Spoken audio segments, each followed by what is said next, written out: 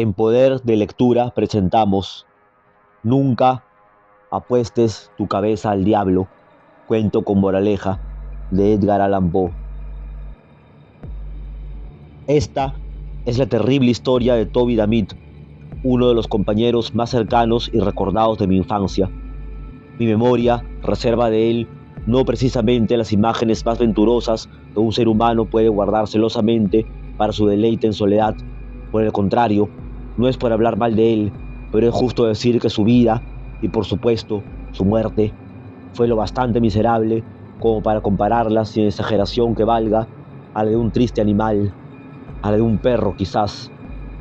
Las penas de su infancia son imposibles de reprochárselas, pues ellas no fueron culpa suya, sino de los defectos personales de su madre.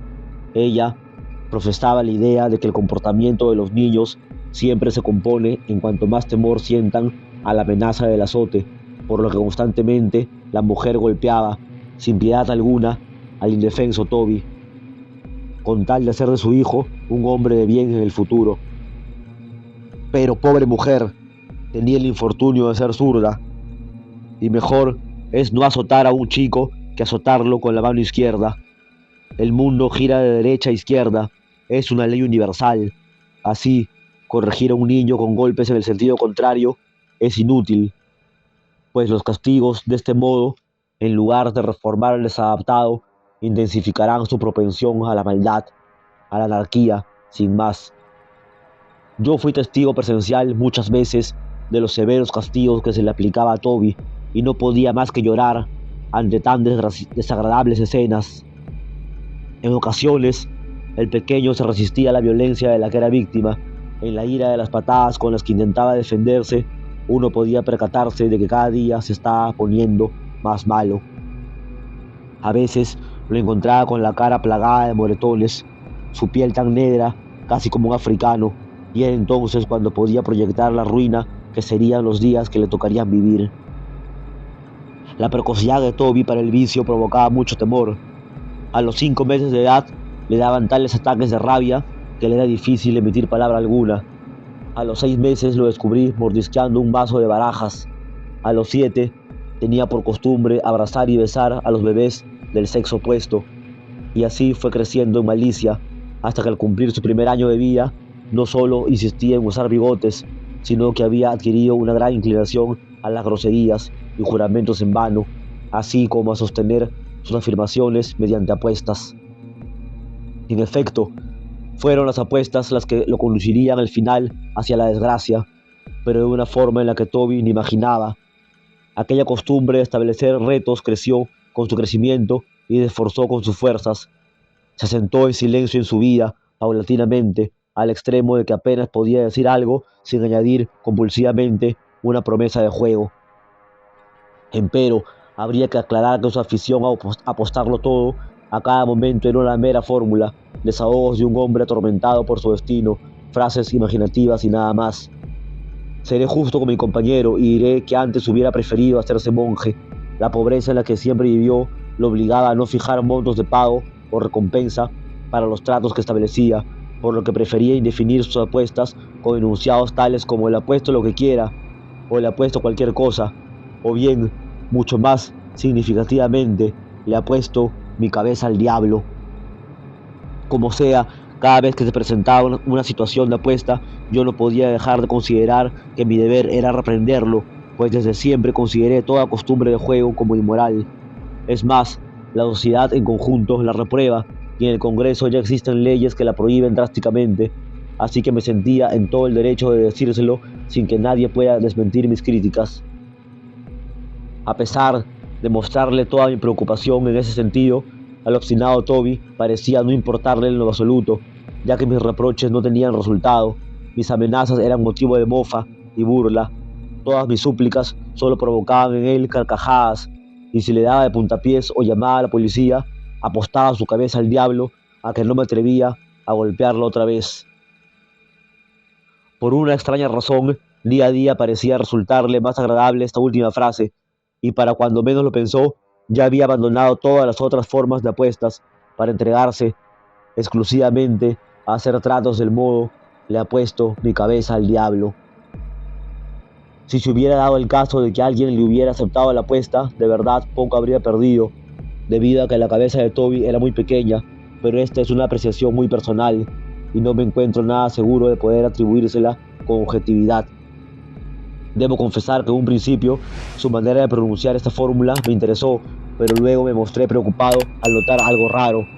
No encuentro otro término más preciso para calificar dicha sensación en el aire que envolvían las palabras de Toby en cada una de sus apuestas. Era inevitable angustiarme por el asunto. Sentía que el alma de mi amigo corría algún peligro, por lo que me preparé para reprochar de verdad su lenguaje impropio. Una vez más reuní mis energías para una tentativa final de reconvención. Mi deseo era despertarlo a la realidad pronto y hacerle notar el juego de ficciones en el que transcurrían sus días. Fue nuevamente en vano. Luego de encogerse de hombros y de mirarme con un gesto en el que reflejaba todo su desdén para conmigo, desde lo más hondo de su ser, me dijo que no necesitaba de mis consejos y que despreciaba mis intenciones, que ya era lo suficientemente grande como para cuidarse a sí mismo.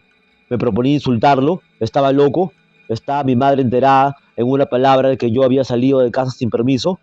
Me hacía esta última pregunta creyéndome capaz de responder con la verdad y se declaraba dispuesto a creer en mi respuesta. Una vez más me preguntaba explícitamente si mi madre estaba enterada de que yo había salido solo de casa. Mi desconcierto, agregó, me traicionaba y por tanto estaba dispuesto a apostarle la cabeza al diablo a que mi buena madre no estaba informada. No suficiente con la dureza de su discurso, se permitió algunas otras actitudes, igual o más equívocas que las anteriores. Ladeó la cabeza mientras alzaba lo más que podía las cejas. Tendiendo las palmas de sus manos, se volvió a encoger de hombros. Guiñó a continuación el ojo derecho, repitiendo el ejercicio con el izquierdo. Inmediatamente cerró los dos ojos, apretando mucho los párpados. Los abrió a continuación de tal manera que me alarmé seriamente por las consecuencias. Aplicándose el pulgar a la nariz, consideró oportuno efectuar un indescriptible movimiento con el resto de los dedos y sin darme oportunidad de réplica, giró sobre sus talones y se alejó con precipitación muy poco honrosa. En ese instante no podía sentirme más que insultado, colérico. Había sido ofendido en el cumplimiento de lo que consideraba un deber de compañero, pero lo asumí estoicamente. Es más, de haber sabido de sus injurias, hubiera recogido de buena gana su insultarme apuesta. Hubiera ganado para el archienemigo la diminuta cabeza de Damit, ya que la verdad es que mi madre estaba perfectamente enterada de mi repentina ausencia del hogar. De esta forma, para evitarme problemas futuros con Toby y sentidos conflictos de orden moral conmigo mismo, resolví no molestarlo más con mis consejos, abandonándolo a su conciencia y a su libre albedrío. Me pareció que ya había hecho todo lo que se podía pedir en el caso de aquel infeliz individuo. De todos modos, aunque no volví a hablarle sobre el asunto, no pude privarme por completo de su compañía. Llegué incluso a tolerar algunas de sus tendencias menos reprobables y en ciertas ocasiones hasta celebré una que otra de sus bromas de mal gusto, aunque no sin lágrimas en los ojos. Un día iluminado en el que convivimos en dar un breve paseo por la localidad, nuestro camino nos condujo hasta un río.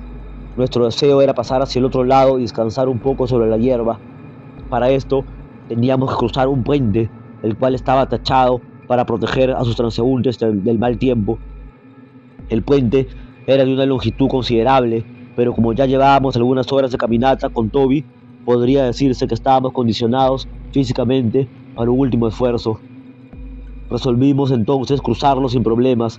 Sin embargo, al ingresar al puente, nos envolvimos en una atmósfera extraña que influyó rápidamente en mi espíritu.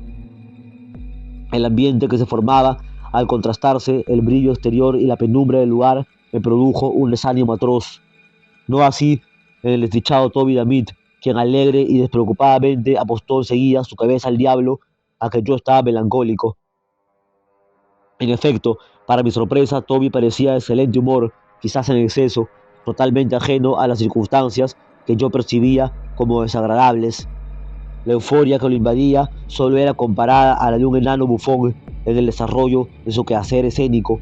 Se mostraba excitado, casi Podría decir que se comportaba como un estúpido.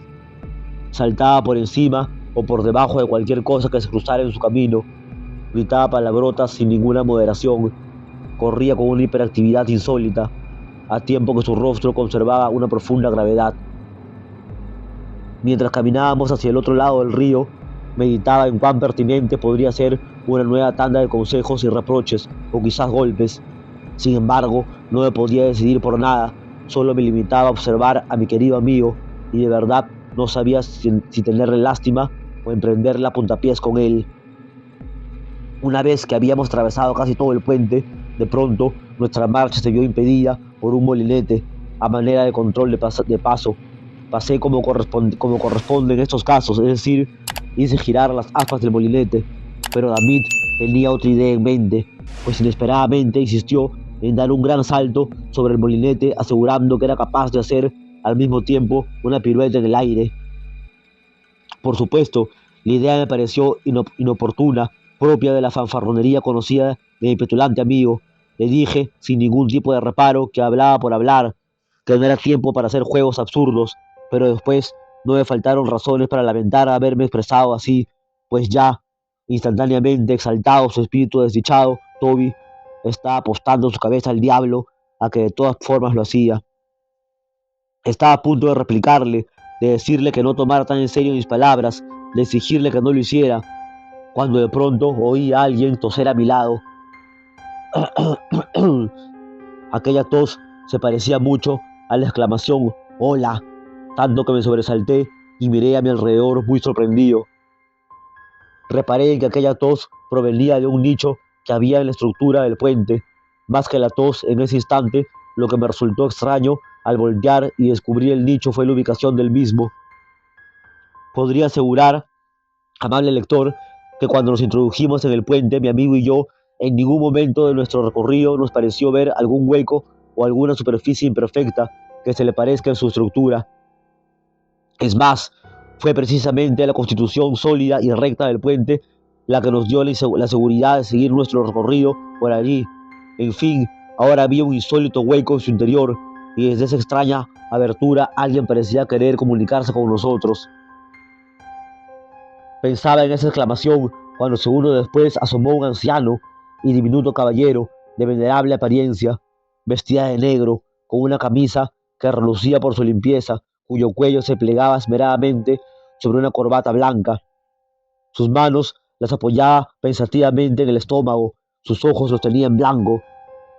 Lo que me pareció más extraño es que también llevaba un delantal de seda negra sobre sus ropas. Estaba tan impresionado en ese momento que no tuve las fuerzas necesarias como para suponer algo sobre tan particular circunstancia. A decir verdad, las observaciones tan concisas como aquella son de muy complicada respuesta. Además, no tuve tiempo de emitir alguna tampoco, ya que el caballero rápidamente volvió a pronunciar un hola, el cual estremeció profundamente mi corazón. Por ello, el lector deberá comprender la poca vergüenza que experimenté al volverme a David en busca de algún tipo de amparo. Sí, deseaba con urgencia un análisis más agudo sobre el particular de parte de Toby. David, dije, ¿qué rayos estás haciendo? ¿No oyes? Este caballero nos está diciendo hola. Observé a Toby con seriedad al tiempo que le hablaba. Me sentía especialmente perplejo. Y cuando un hombre está especialmente perplejo, debe fruncir el ceño y tomar un aire salvaje, pues de lo contrario es seguro que pondrá cara de tonto. David, continué, este caballero ha dicho hola. No tengo intención de señalar que mi observación era profunda, pero he notado que el efecto de nuestras palabras no siempre guarda una correspondencia fidedigna con la importancia que tiene para nosotros. Si hubiera hecho estallar una bomba a los pies de David o lo hubiese lanzado a la cabeza con algún objeto, no lo hubiera visto tan desequilibrado como cuando me dirigí a él con aquellas simples palabras. David, ¿qué rayos estás haciendo? ¿No oyes? Este caballero nos está diciendo hola. No me digas, dijo por fin, después de salir de su trastorno, su rostro recién recuperaba su color natural. ¿Estás seguro que dijo eso? De todas maneras, ya estoy listo, y lo mejor es poner al mal tiempo buena cara. Ahí va pues, hola. El hombre se mostró muy complacido ante el saludo de David y salió de su hueco. Pude notar en ese instante que el pequeño caballero cojeaba, pero esto no fue impedimento para que presuroso se acercara a Toby y le estrechara la mano con un aire muy gentil. A decir verdad, sus ojos se posaron en el rostro de mi amigo con la más honesta bondad que un ser humano puede imaginar. Estoy completamente seguro de que usted ganará, David, dijo, con una sonrisa franca, pero de todos modos, por mera formalidad, tenemos que hacer una prueba. Toby, mientras se quitaba la chaqueta y se ataba un pañuelo de bolsillo a la cintura, volvió a pronunciar. Afirmaría que por pura inercia un hola, casi balbuceando, sus ojos estaban desorbitados, y de improviso dejó caer las comisuras de la boca. Hola, agregó de nuevo, repitiendo la palabra después de una pausa, y de ese instante no le oí decir ninguna otra que no fuese el ventado hola. Aunque me turbó en un primer momento el estado de conmoción en el que parecía encontrarse Toby, al final me convencí de que se podría tratar de una simple consecuencia de todo su entusiasmo y elocuencia anterior, si seguimos aquella premisa lógica en la que se plantea que un extremo induce al otro. Luego de haberse desatado su ímpetu al ingresar al puente, ahora sus energías debían entrar en reposo. Las emociones humanas casi siempre cumplen con esta dinámica pendular.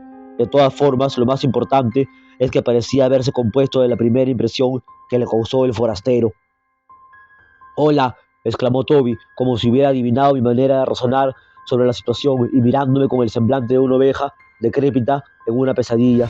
El anciano tomó a mi amigo del brazo y lo condujo hacia el interior del puente, a cierta distancia del molinete.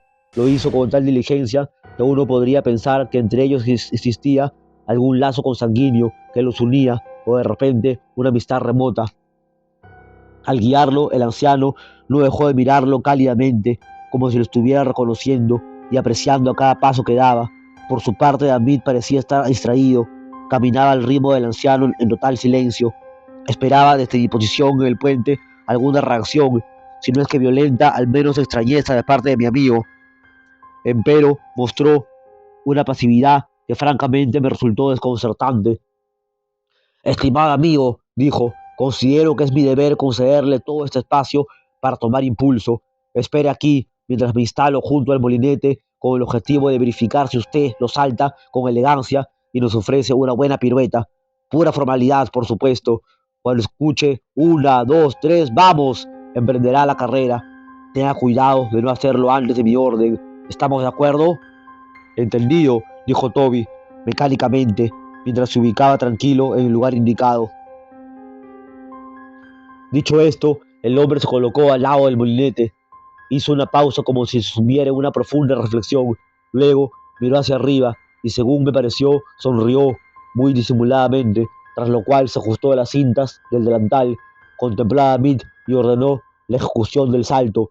1, 2, 3 y ¡vamos! Luego de pronunciar la última palabra, como empujado por una extraña e inevitable orden, mi pobre amigo se lanzó servilmente a la carrera para lograr un salto admirable. Sin embargo, exactamente en ese instante, tardíamente diría yo, no pude resistir cuestionarme en voz alta con qué derecho ese misterioso sujeto achacoso y siniestro obligaba a mi amigo a saltar, pues ¿quién era él? A pesar de que fui consciente de que los misterios siempre obligan a un hombre a pensar, con lo cual su salud se perjudica, en aquellas circunstancias no quise calcular consecuencia alguna con tal de resolver, aunque sea mínimamente, el enigma que estaba presentando. En tanto mis palabras en el túnel producían un eco tenebroso. Pensaba en que de ninguna manera, si ese hombre decrépito me lo hubiera pedido a mí, yo no le hubiera hecho caso alguno. Mientras alguien no me respondiera quién demonios era ese tipo, no era de mi interés someterme en lo absoluto a los imperativos de un desconocido. Es preciso señalar que mis palabras o cavilaciones fueron cosa de apenas un instante, ya que a los segundos de haber tomado el impulso ya estaba observando a Toby, como muy seguro de sí, se suspendía en el aire, efectuando las más extraordinarias piruetas y figuras con las piernas, como si lanzara al viento encima del molinete. No obstante, antes de que tuviera tiempo de hacer alguna reflexión adicional sobre dicha ejecución y celebrar sus movimientos, miré a David, que se desplomaba de espaldas en el lugar donde se había elevado, y al mismo tiempo vi que el anciano escapaba a toda velocidad después de recoger y envolver en su delantal algo que no alcancé a reconocer en primera instancia. pero acababa de caer desde la oscuridad del techo del puente, justamente sobre el molinete. Me quedé atónito ante todo esto, pero no tuve tiempo de pensar demasiado, ya que David estaba inmóvil, por lo cual deduje que estaba malherido y que necesitaba ayuda pronto. Por una cuestión de instinto, quise correr detrás del anciano para increparle lo sucedido, pues sabía que detrás de aquel nefasto incidente, aquel viejo debía tener alguna responsabilidad, si no es que la totalidad de la culpa de la desdicha de mi amigo. Sin embargo, al observar a Toby tendido en el suelo con el cuerpo doblado, tuve miedo de perder el tiempo en cosas que eran vanas si lo comparábamos con la salud y el bienestar de mi compañero, así que me apresuré a acercarme junto a él, revelándose lo peor. Toby había sido privado de la cabeza, que inútilmente busqué por todas partes. Era inexplicable que un sencillo salto hubiese provocado un accidente de esas magnitudes. Decidí entonces llevarlo a casa y mandar llamar a algún médico. Entretanto, se me ocurrió algo, y luego de abrir una ventana que había en esa parte del puente, descubrí instantáneamente la triste verdad. A unos 5 pies sobre el nivel del molinete, atravesando la techumbre a manera de soporte, veíase una fina barra de acero con el filo colocado horizontalmente. No cabía duda de que el cuello de mi desdichado amigo, al elevarse, había impactado con aquella barra, siendo víctima de su terrible y mortal filo. David no sobrevivió a su nefasta pérdida, acabó muriéndose a pesar de los esfuerzos de los médicos que lo asistieron, dando con ello una lección a todos los seres de vida desenfrenada. Su sepulcro lo regué con mis lágrimas, al escudo de armas de su familia le agregué una barra siniestra y a fin de cubrir los gastos de su funeral envié una cuenta sumamente moderada a los amigos más allegados. Sorprendentemente, la gran mayoría no se dignó ni siquiera a responder mis cartas, y los que lo hicieron se negaron rotundamente a pagar lo solicitado, pues desde siempre consideraron a Toby un sujeto ruin, y se rumoreaba además que hasta tildaron de justa su terrible muerte para aquel estilo de vida que elegiría de infante y que supo mantener consecuentemente de adulto. Debido a que yo tampoco contaba con dicho dinero por la vida mísera que llevaba y sin más respaldo económico posible, me vi en la penosa obligación de exhumar de inmediato el cuerpo de David y lo vendí como alimento para perros.